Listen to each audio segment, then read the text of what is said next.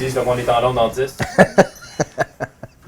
Bonjour, ici Eric pour Tennis Montréal. Aujourd'hui, on discute raquettes de tennis, plus précisément, quelle raquette choisir afin d'éviter les blessures.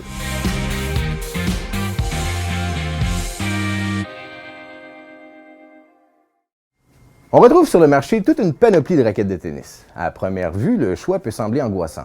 Mais lorsqu'on divise ces raquettes en leurs catégories respectives, le choix peut sembler beaucoup plus simple. Pour la première catégorie, on parle de raquettes juniors. Le choix pour une raquette junior est plutôt simple.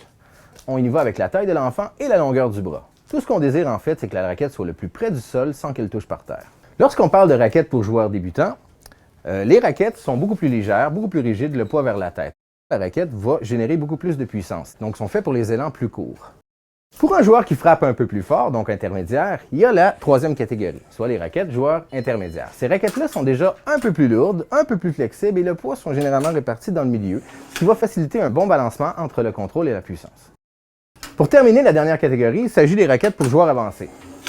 Les raquettes pour joueurs avancés sont destinées à ceux qui ont des élans très longs et qui génèrent eux-mêmes leur puissance, car ce genre de raquettes-là, plus lourdes, plus flexibles et avec le poids balancé vers le manche, vont générer beaucoup plus de contrôle. En résumé, le fait de bien choisir sa raquette va faire diminuer grandement le risque de blessure.